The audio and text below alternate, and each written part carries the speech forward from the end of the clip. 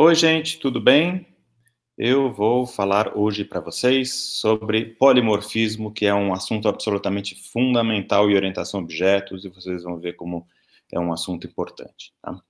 A ideia de polimorfismo é quando um objeto ou algo apresenta múltiplas formas. Tá? Então, muitas, morfismo, formas. É um dos princípios fundamentais de orientação a objetos que torna a orientação a objetos tão poderoso. Tá? E a gente pode dizer, tem diferentes estudiosos que falam que tem 2 tipos, 4 tipos, 6 tipos, 3 tipos de polimorfismo, mas pensando na linguagem Java, eu diria que tem 3 tipos principais de polimorfismo que a gente pode encontrar em Java. Tá? O primeiro é aquele polimorfismo que a gente chama de paramétrico, que tem a ver com programação genérica, generics. O segundo tem a ver com sobrecarga de métodos, né, overloading. E o terceiro tem a ver com sobrescrita de métodos ou herança, subtipos, que a gente chama de method overriding. Vamos dar uma olhada nesses 3 tipos. Tá? Então, o primeiro é o polimorfismo paramétrico, que tem a ver com programação genérica, que a gente já viu rapidamente aqui nesse curso. Né? É aquela ideia de que, se você tem um tipo chamado ArrayList, esse tipo ArrayList, ele pode apresentar diferentes formas, se comportar de diferentes formas, de acordo com o tipo de objeto que ele está manipulando. E no polimorfismo paramétrico, quando a gente usa generics, a gente passa como parâmetro qual que é o tipo que a gente quer naquele determinado caso, levar em consideração. Então, se eu faço ArrayList string, eu estou criando uma lista que vai ser implementada internamente com um array, por isso chama ArrayList, que nesse caso vai conter apenas strings. Então, todo o comportamento dele vai se adaptar aos comportamentos de strings. Mas eu poderia, o mesmo ArrayList, eu poderia fazer ele funcionar com inteiros, poderia fazer ele funcionar com objetos do tipo animal, onde animal é alguma classe que eu defino, né? Ou uma lista de músicas também, onde música é uma classe que eu defino. Quem implementou o ArrayList, no caso o ArrayList ele já veio implementado, né, na biblioteca padrão de Java, mas quem implementou um tipo genérico, tipo ArrayList genérico, que ele recebe como parâmetro um outro tipo. A gente não viu ainda como fazer isso, mas você poderia criar os seus tipos genéricos. Então, quando você define uma nova classe, essa classe pode receber como parâmetro um outro tipo, e daí você escreve um código genérico que funciona com esse outro tipo que você recebe como parâmetro. Então, o nome do tipo passa a ser um parâmetro, por exemplo, um T maiúsculo, que seria o tipo, e daí você manipula aquele tipo. Dessa forma, você consegue fazer uma classe que vai funcionar com diferentes tipos. E só quem está usando aquela classe é que vai passar como parâmetro aquele tipo, tá? Então, esse é o primeiro tipo de polimorfismo. Você pode criar uma classe que funciona de diferentes tipos, e esse tipo que essa classe vai tratar é passado como parâmetro, tá? Então, esse é a ideia de polimorfismo paramétrico. O segundo tipo é quando a gente fala em sobrecarga de ou method overloading. Em Java, uma classe pode ter 2 ou mais métodos com o mesmo nome. A única coisa que diferencia esses métodos é a assinatura dos métodos, ou seja, quais são os tipos dos parâmetros.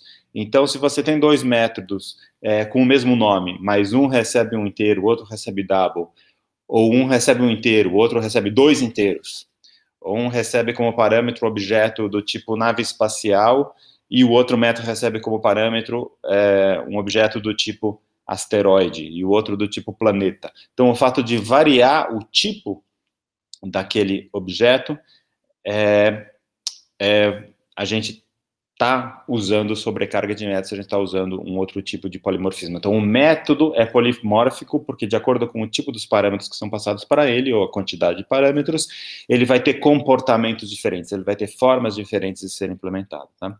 Então, a mesma classe podia ter um método int multiplica int a int b, na mesma classe float multiplica float a float b, uma versão do multiplica que multiplica números complexos, que recebe 2 números complexos como parâmetro e devolve um número complexo, ou ainda uma versão do mesmo método, mas que multiplica matrizes, né? Multiplicação de matrizes é completamente diferente da multiplicação de inteiros. Então, a implementação desses códigos vai ser completamente diferente, mas quem está chamando o código simplesmente vai chamar multiplica e passa 2 parâmetros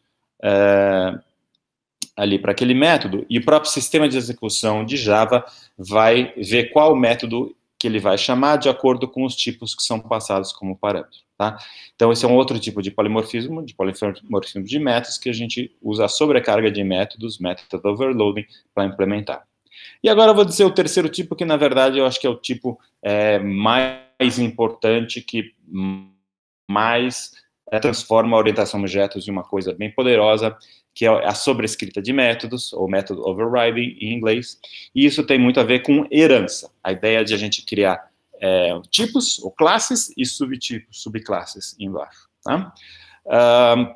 E aí, vamos pensar que você tem um método de uma classe filha que possui a mesma assinatura que o método da classe mãe. Daí, nesse caso, o método da classe filha, ela sobrescreve, ela se sobrepõe a um método da classe mãe. Tá? Então, vamos supor que você tem uma classe M, que tem 3 classes filhas, F1, F2 e F3. Classe mãe M com 3 classes filhas. E todas elas, essas 4 classes, têm um método M. Daí, dependendo do tipo do objeto da F1, F2, F3, o método M que vai ser executado é diferente, tá? E a gente diz, nesse caso, que F1, F2 e F3 possuem versões polimórficas do método M. O grande poder em torno disso é a gente escrever um código, que todo o código, ele é pensado apenas no fato de que a gente tem alguém do tipo M, da classe mãe. E o código manipula com coisas do tipo M, sem saber exatamente qual é o tipo específico da subclasse, né?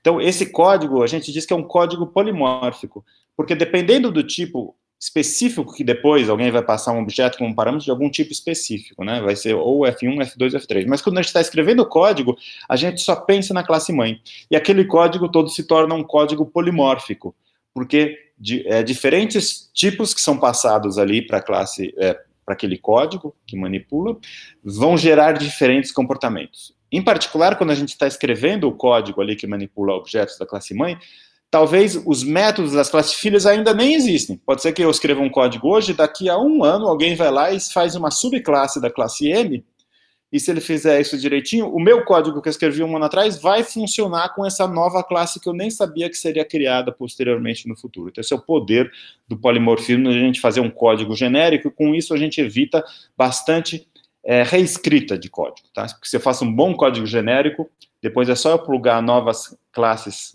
filhos, um F4, F5, que ele passa a funcionar com aquele código genérico também. Vamos dar uma olhada num exemplo aqui, que eu escrevi logo 10 minutos antes de eu começar a gravar. Eu achei que ia demorar muito se eu fizesse como parte da gravação, então eu já fiz esse exemplo antes. O primeiro eu fiz uma solução não orientada a objetos, muito pouco orientada a objetos, e depois eu fiz uma solução usando o polimorfismo que ficou bem mais orientada a objetos. Então, o que é isso que eu fiz? Eu fiz uma classe empregado pensando que, por exemplo, uma empresa quer calcular qual vai ser a sua folha de pagamento, quanto que ela vai ter que pagar no final do mês para todos os seus empregados, e pensando que a gente tem 3 tipos de empregado. Empregado mensalista, que ele recebe um salário por mês, e a empresa tem que pagar alguns encargos trabalhistas nesse salário mensal. Ela pode contratar alguém horista, que recebe por hora, então por horas trabalhadas, e o empregado avulso, por exemplo, eu vou contratar um empregado para fazer um determinado serviço, e daí eu pago um valor único pelo aquele pacote para aquele serviço, tá? E daí, no final, a folha de pagamento da empresa, ele tem que somar todos esses tipos de empregados diferentes, mas cada empregado tem um comportamento um pouquinho diferente, né? O mensalista, ele tem o salário mensal, o horista tem o salário por hora, né? O pagamento por hora que ele recebe, e assim por diante. Então, como que a gente poderia, uma primeira modelagem disso? Eu pensei no empregado, uma classe empregado, e daí como atributos, todos os valores que eu preciso para fazer esses cálculos.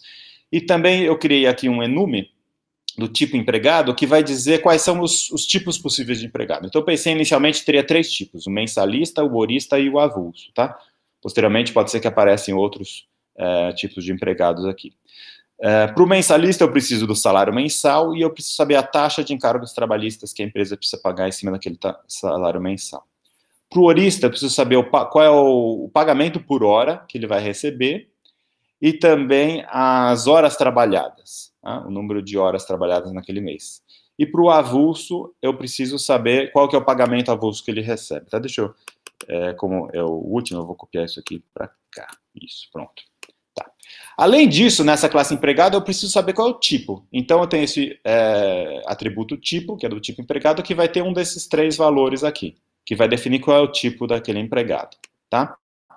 E daí, então, por enquanto, a classe empregado é só isso, e daí eu quis fazer um teste de como essas coisas funcionariam numa folha de pagamento, tá? Então, o que eu fiz? Eu fiz aqui uma lista de empregados, e eu chamei essa variável de corpo de trabalho. Então, o meu corpo de trabalho da minha empresa, o staff da minha empresa, tá? E é uma new array list, uma nova array list. Ele vai criar um array list, como eu deixei aqui vazio, ele vai pegar esse tipo empregado, vai criar um array list de empregados, vai ser o corpo de trabalho. E daí eu criei 3 trabalhadores aqui de exemplo, um de cada tipo, tá? Então, eu fiz um empregado, trabalhador 1, que é um novo empregado, o salário mensal dele é R$5.000, a empresa tem que pagar 1,8 de taxa, de encargos trabalhistas, para esse salário de R$5.000. Quer dizer, 80%. Então, 1 é o salário, 5.000 vai para o próprio empregado. Já 0,8 vezes 5.000 são impostos que tem que pagar de encargos trabalhistas, dá R$4.000, né? Se não me engano. E eu estou marcando que o tipo desse empregado aqui é mensalista. Tá? E daí eu estou adicionando esse trabalhador 1 ao corpo de trabalho, essa lista de empregados. O segundo empregado, ele é do tipo horista, o pagamento por hora R$100, horas trabalhadas R$30, e adiciona isso ao corpo de trabalho. E o terceiro é um empregado avulso, pelo um pacote de trabalho, eu estou pagando R$7.000 para ele, dizendo que ele é avulso, coloca esses 3. Então, essa minha variável corpo de trabalho vai estar apontando para uma lista de 3 trabalhadores, nesse caso, um de cada tipo, tá? E esse atributo ponto tipo é que define o tipo. Daí eu quero calcular o custo total da minha folha de pagamento daquele mês. Então, inicializo o custo total com 0 e faço um for aqui, um for no estilo antigo, não orientado a objetos, do índice indo de 0 até 2, né, menor que 3. E eu começo aí com, dentro de cada interação, eu pego um novo trabalhador. O trabalhador vai ser o corpo de trabalho, o iésimo empregado daquele corpo de trabalho. Tá? Então, isso aqui vai percorrer o 0, 1 e o 2. Daí eu faço um switch dependendo do tipo. Então, eu faço corpo de trabalho get e tipo, na verdade, aqui podia ser o trabalhador, né? Eu já tenho aquela variável trabalhador. Trabalhador.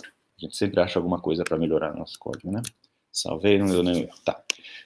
Então, switch trabalhador ponto tipo, dependendo, se for do tipo mensalista, como que eu calculo o custo daquele trabalhador? Vai ser o salário mensal dele vezes a taxa de encargos trabalhistas. Então, nesse meu exemplo, ele multiplica por 1,8. Já no caso em que ele é um horista, se o tipo for horista, daí o custo desse trabalhador vai ser o pagamento por hora vezes o número de horas trabalhadas. E soma ali no custo total. Já se for avulso, simplesmente eu somo o pagamento avulso, tá? E daí, depois que eu fiz esse for, passou por todo mundo, daí eu faço isso aqui. Minha folha de pagamento neste mês vai custar o custo total, tá? Então, eu vou executar esse código, vamos ver o que aconteceu. A minha folha de pagamento nesse mês vai custar R$19.000. E é isso mesmo, né? Porque aqui vai ser 5.000 vezes 1,8, dá 9.000. Aqui vai dar 3.000. 3.000 mais 7.000, 10.000, com 9.000, R$19.000, então tá certo o custo ali total da minha folha de pagamento é R$19.000, tá? Agora, esse código tá feiozinho, né? Aqui entre nós. Primeiro, o main nem cabe na minha tela, tem que ficar fazendo scroll up and down, não scroll para cima e para baixo. Se você tem um método que não cabe na tela, já tá errado, tá? Você tem que refatorar, você tem que reorganizar isso de alguma forma para fazer todos os seus métodos tem que caber numa tela aqui do seu ambiente de programação. Outra coisa que eu não gosto, aqui, primeiro, esses atributos. Dependendo do empregado, alguns atributos fazem sentido, outros não fazem sentido. E é ruim isso, né? Você tem um objeto que ele tem atributos que não fazem o menor sentido para aquele objeto. Isso, o seu código não está bem organizado se você está fazendo isso, né? O fato de eu precisar ter uma variável, que essa variável vai dizer qual dos tipos eu estou, isso já é um indicativo que tem algo que está cheirando mal. e provavelmente a gente tem que fazer alguma refatoração para tirar esse cheiro mal do nosso código, tá? Outra coisa que está ruim é aqui, esse switch case, tá? Então, switch case é uma coisa bem não orientada a objetos, tá? Eu estou percorrendo uma coleção de trabalhadores e eu tenho que ficar fazendo um switch para ver os diferentes tipos, e daí diferentes tipos têm diferentes códigos, eu estou misturando numa única classe comportamentos diferentes, né? Que eu tenho 3 comportamentos diferentes e está tudo misturado na mesma classe. Se eu tenho um switch por um tipo de uma coisa, provavelmente é um indicativo de que cada item desse switch deveria ser uma subclasse diferente de uma classe. E aí sim eu usar o polimorfismo, né? Então teria uma única classe trabalhador com 3 formas diferentes, e daí eu deixo o próprio sistema de execução de Java vai fazer o switch para mim. Porque eu simplesmente vou chamar um determinado método para calcular o custo, e dependendo da subclasse, ele vai chamar um método diferente. Fazendo isso, a gente remove o switch, o código fica muito mais enxuto, provavelmente vai caber numa única tela. Essa é a vantagem. Tem uma desvantagem que eu vou precisar dessas outras classes, né? Então, vai crescer o número de classes, mas cada classe vai ser muito mais simples. No final, o código fica mais organizado. Em vez de ter poucas classes muito grandes, você vai ter mais classes menores. Tem uma certa desvantagem, né, de ter mais classes, mas o seu código, no final, fica bem mais organizado. Então, eu mesmo já refatorei isso e fiz uma outra versão, que eu chamei de um projetinho polimorfismo aqui. Como é isso, ó? Eu criei uma superclasse empregado, que é uma versão bem simplificada disso aqui, e esse comportamento dessas 3 classes eu coloquei em 3 subclasses, no empregado avulso, empregado horista e empregado mensalista. Tá?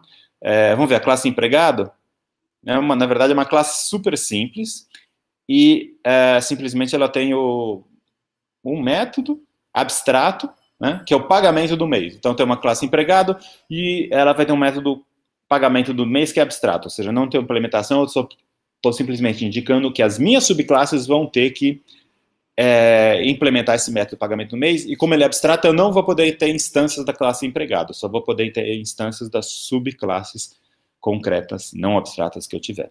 E daí tem um main aqui, que eu já fico um main bem pequenininho, que é gerenciável, né? Vamos dar uma olhada nesse main? Esse main, ele diz o seguinte, opa, eu executei sem querer, vou apagar tirar daqui esse empregado outro, eu vou dar uma limpada aqui, e pronto, temos aqui empregado. Tá. Então, como que ele funciona, esse main? Eu tenho de novo uma lista de empregados, aqui não mudou nada, né? Corpo de trabalho recebe new URL list, não mudei nada. Agora eu acrescento esses 3. Quando eu acrescento os objetos, o que eu estou fazendo aqui? Cada classe eu criei um construtor, e o construtor recebe como parâmetro apenas os dados que ele precisa e que faz sentido naquele caso. Então, um novo empregadorista, eu preciso aqui, ó, salário por hora e o número de horas. Então, salário por hora 100, número de horas 30. Já um empregado mensalista, o que eu preciso? Eu preciso do salário e D aqui, que é a taxa de encargos, né? Então, salário 5.000, encargos 1,8. E o empregado avulso é o valor ali do trabalho avulso dele, daquele pacote, que é R$7.000. Então, criei esses 3, adicionei nessa variável corpo de trabalho, e agora posso fazer aquela versão orientada a objetos do for, né?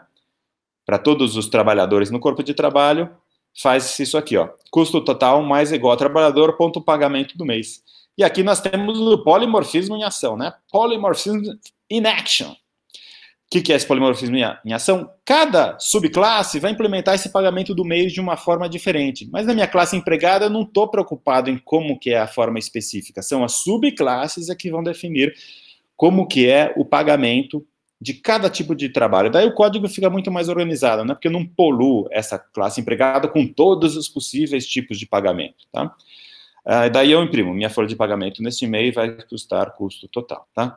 Daí, vamos dar uma olhada nas subclasses, como elas implementam. Então, acho que o mais simples de todos é o empregador avulso, né? Que ele simplesmente tem esse como parâmetro o pagamento, e depois o pagamento do mês é simplesmente o pagamento, tá? É o mais simples dos 3, né?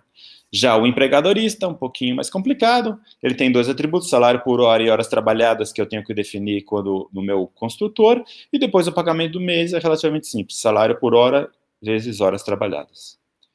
Já o empregado mensalista, algo semelhante, recebe como parâmetro o salário mensal e a taxa de encargos trabalhistas, e daí o pagamento por mês, basta eu multiplicar o salário mensal pela taxa de encargos trabalhistas, tá? Então, também simples. Então, cada uma dessas classes ficou bem simples, elas são subclasses de empregado, e se eu vier aqui, este código ficou mais simples porque ela delegou, ela distribuiu a complexidade para aquelas 3 outras classes, e no final ficaram 4 classes simples, né? Se eu executar isso aqui, ela vai realmente me imprimir que a minha folha de pagamento nesse mês vai custar 19 mil, então tá certo. Tá, então a gente viu um exemplo de polimorfismo. Eu quero mostrar que mais de polimorfismo a gente pode usar, que é o seguinte, ó. Eu descobri recentemente que se a gente tem uma lista, a gente pode pedir para Java imprimir aquela lista. Então, se eu fizer system.out.println e a minha lista aqui é o corpo de trabalho, né? Se eu mandar imprimir o corpo de trabalho, o que acontece? Olha que interessante, ele imprimiu aqui embaixo. Primeiro imprimiu, minha folha de pagamento nesse mês vai custar 19 mil, daí ele fez isso aqui, ó. Imprimiu os 3 elementos. Tá? O que está acontecendo aqui? O comando print, ln, se a gente passa um objeto como parâmetro, o que ele faz? Ele chama naquele objeto, para a gente, o método toString, que é um método que, teoricamente, converte aquele objeto num string. O corpo de trabalho, então o que ele fez? No corpo de trabalho, como é uma lista, a implementação do ArrayList, ela percorre todos os elementos do ArrayList, chama o toString de cada um dos elementos e concatena aquele string formando um único string. Então, ela primeiro imprime um abre colchetes, daí imprime o toString, o que é devolvido pelo toString do primeiro elemento, daí imprime uma vírgula espaço, toString do segundo elemento, vírgula espaço, toString do terceiro elemento, e daí fecha colchetes, tá? Como eu não implementei o método toString nesses empregado horista, empregado mensalista, empregado avulso, o que ele faz? Ele joga para a superclasse. Superclasse desses aqui, quem é? É o empregado. Empregado também não implementa toString. O que ele faz? Joga para a superclasse. Quem é a superclasse do empregado? Eu não defini nenhuma superclasse, então vai ser o objeto object, Java Lang Object da linguagem Java. E o object implementa o toString. Como que ele implementa o toString? Ele implementa primeiro a classe específica daquele objeto, o símbolo de arroba e o endereço da memória onde aquele objeto está gravado. Tá? Então, eu estou executando 3 vezes o string da classe object com esses diferentes tipos de empregado. Mas, eu posso ir lá e eu posso implementar o toString. Então, eu vou aqui, posso vir na classe empregado avulso, e eu implemento aqui o método string, toString, e a implementação, como seria um string interessante para descrever um empregado avulso? Poderia ser algo do tipo, sou um empregado avulso, e cobrei, vamos ver quanto que ele cobrou pagamento, e cobrei pagamento. Tá. Só isso. Compilar aqui, eu fiz alguma coisa errada. Ah, tá. Ele está dizendo que precisa o método ser público, esse toString precisa ser público, tudo bem, pronto, público, resolveu o problema. Tá. Opa, fiz alguma bobagem aqui. Esse parênteses, né? Deu tudo certo, tá? Então, o empregado avulso já está... Essa aqui não tem. Certo? Pronto. Então, esse meu toString do empregado avulso tá bom, acho. Vamos no empregado horista também, fazer um toString ali. Sou um empregado horista. Ganho salário por hora.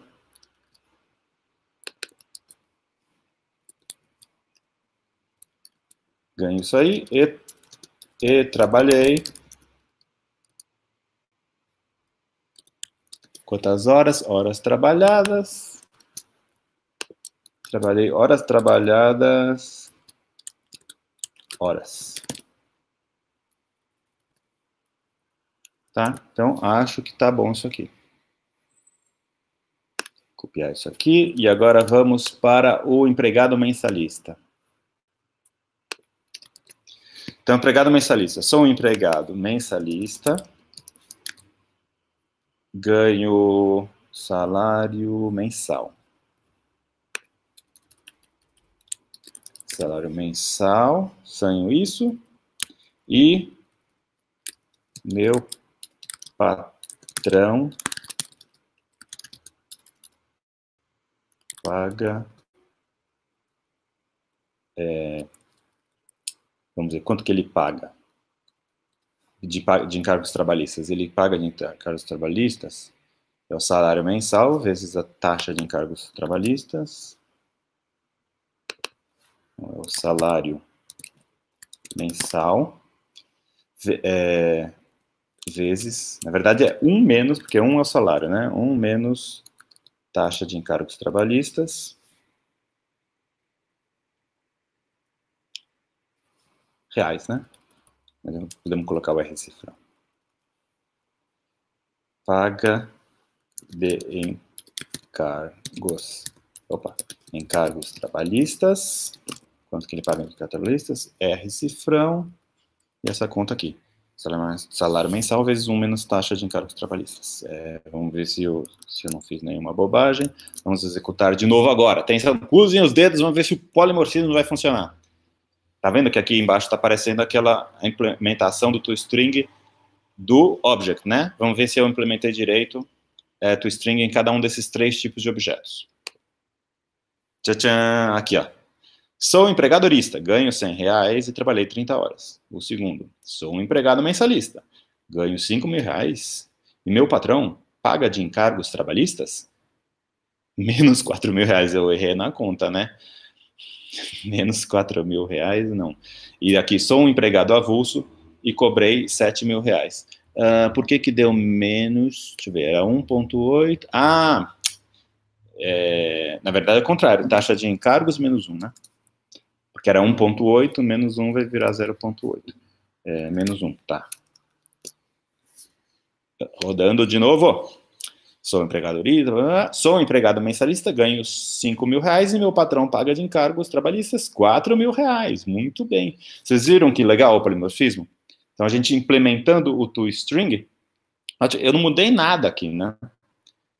Sistema print autoline, print corpo de trabalho. E ele está chamando de forma polimórfica diferentes métodos toString e cada objeto agora é responsável por se descrever, e é importante isso, né, porque cada objeto tem atributos diferentes, tem características diferentes, então é o objeto quem sabe melhor como ele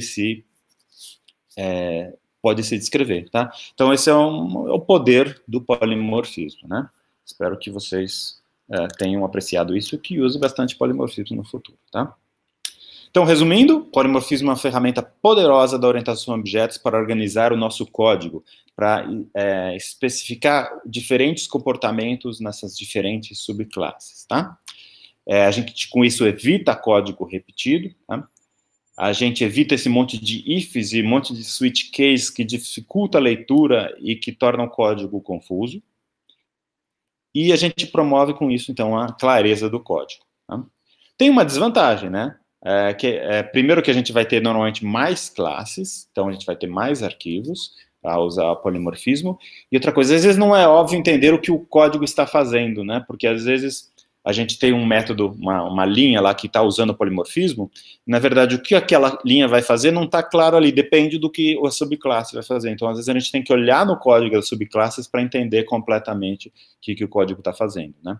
Mas se está bem organizado, olhando aquela linha, a gente entende mais ou menos, né? Por exemplo, naquela linha do print, esse print, imprime corpo de trabalho, eu já sei mais ou menos que ele vai percorrer os objetos e cada objeto vai se autoimprimir